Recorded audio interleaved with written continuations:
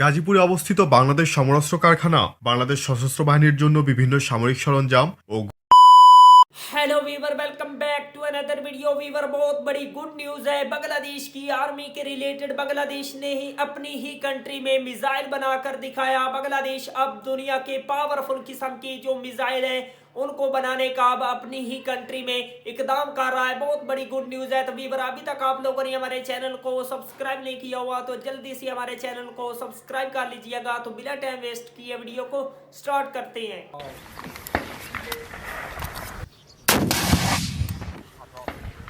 গাজীপুরে অবস্থিত বাংলাদেশ সমরাস্ত্র কারখানা বাংলাদেশ সশস্ত্র বাহিনীর জন্য বিভিন্ন সামরিক সরঞ্জাম ও গোলাবারুদ উৎপাদন করে থাকে। বাংলাদেশ অর্ডিন্যান্স ফ্যাক্টরি এর বেশ কয়েকটি আলাদা ফ্যাক্টরি আছে যেগুলোতে বিভিন্ন ধরনের সামরিক সরঞ্জাম বানানো হয়। বাংলাদেশ অর্ডিন্যান্স ফ্যাক্টরি বিওএফ নতুন করে অনেকগুলো প্রোডাকশন লাইন চালু করতে যাচ্ছে। বিশ্বের বিভিন্ন দেশ থেকে ট্রান্সফার অফ টেকনোলজি টটের মাধ্যমে বিভিন্ন গোলাবারুদ দেশে নির্মাণ করার জন্য এসব প্ল্যান্ট নতুন করে শুরু করা হচ্ছে। উল্লেখ্য, এই আগস্ট সেপ্টেম্বর মাসেই এতগুলো টেন্ডার দেওয়া হয়েছে। এর আগে বাংলাদেশ সমরাস্ত্র কারখানার জন্য বিভিন্ন প্রোডাকশন লাইন চালু করার কথা শোনা গেলেও কোনো দৃশ্যমান অগ্রগতি হয়নি। চলমান এসব প্রকল্পের মধ্যে উল্লেখযোগ্য হল ভিশরাট এবং এটিজিএম। বাংলাদেশ সমরাস্ত্র কারখানা বিওএফ দেশেই very short range air defence missile ভিশরাট এবং anti tank guided missile ATGM নিজ দেশেই বানানোর জন্য প্রোডাকশন লাইন খুলতে যাচ্ছে।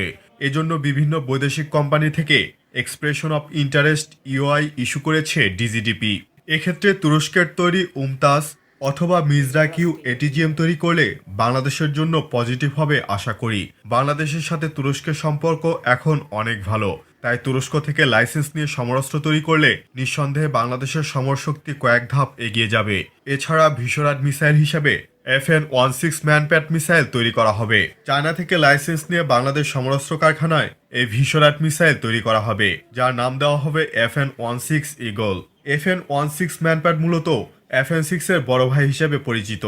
এর কার্যকারিতা বলতে গেলে বিভিন্ন যুদ্ধে এটি বেশ ভালো ফলাফল দেখিয়েছে। FN-16 বাংলাদেশ আর্মড ফোর্সের ব্যবহৃত অন্যতম প্রধান ম্যানপ্যাড সিস্টেম। এটি একটি third generation passive infrared homing MANPAD. Chinese আর্মির হাতে থাকা ম্যানপ্যাড সিস্টেমগুলোর মধ্যে এটি সবচেয়ে আধুনিক। এছাড়াও যেসব প্রকল্প চলমান হবে 105 millimetre, 122 millimetre, 155 millimetre artillery shell, 105 millimetre, 122 millimetre, 130 millimetre এবং 155 মিলিমিটার আর্টিলারি শেলের জন্য ফিউজ নির্মাণ প্ল্যান্ট, 40mm অটোমেটিক গ্রেনেড লঞ্চারের জন্য গ্রেনেড নির্মাণ প্ল্যান্ট, BD-20 গ্রেনেডের জন্য পারকাশন ক্যাপ এবং ডিটোনেটর ক্যাপের plant, RPG shell production line, propellant production plant, 12.7mm এবং 14.5mm হেভি মেশিন গানের বুলেট ইত্যাদি। क्या बात है वीवर। बांग्लादेश ने बांग्लादेश में ही मिसाइल बनाकर भारत और म्यांमार को मैसेज दिया है कि बांग्लादेश किसी से कम नहीं।